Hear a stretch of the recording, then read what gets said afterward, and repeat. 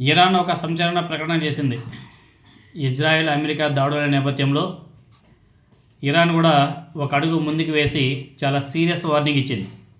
తమ ఎనర్జీ ఇన్ఫ్రాస్ట్రక్చర్పై దాడి చేసి శత్రువు మీద తప్పు చేసిందని ఇరాన్ ఐఆర్జీసీ అధికార ప్రతినిధి ఈరోజు ప్రెస్ మీట్లో మాట్లాడడం జరిగింది.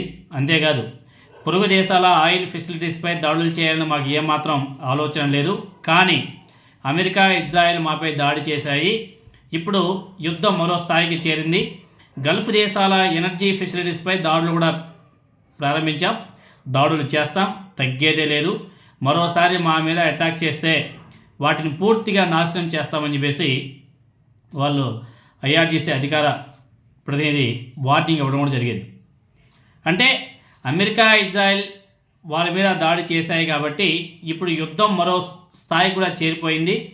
గల్ఫ్ దేశాల ఎనర్జీ ఫెసిలిటీస్పై దాడులు చేస్తాం, చేసి తీరుతాం, ప్రారంభించాం ఆల్రెడీ, ఇంకా తగ్గేదే లేదని చెప్పేసి చాలా సీరియస్గా అయితే వార్నింగ్ ఇచ్చాడు. మాపై అటాక్ చేస్తే ఫలితం ఎలా ఉంటుందో కూడా మేము చూపిస్తామని చెప్పేసి వాళ్ళు స్టేట్మెంట్ ఇచ్చారు. మరి ముందు ముందు ఈ యుద్ధం ఏ స్థాయికి వెళ్తున్నది చూడాలా. ఈ యుద్ధాల వల్ల ఇండియా చాలా సఫర్ అవుతుంది.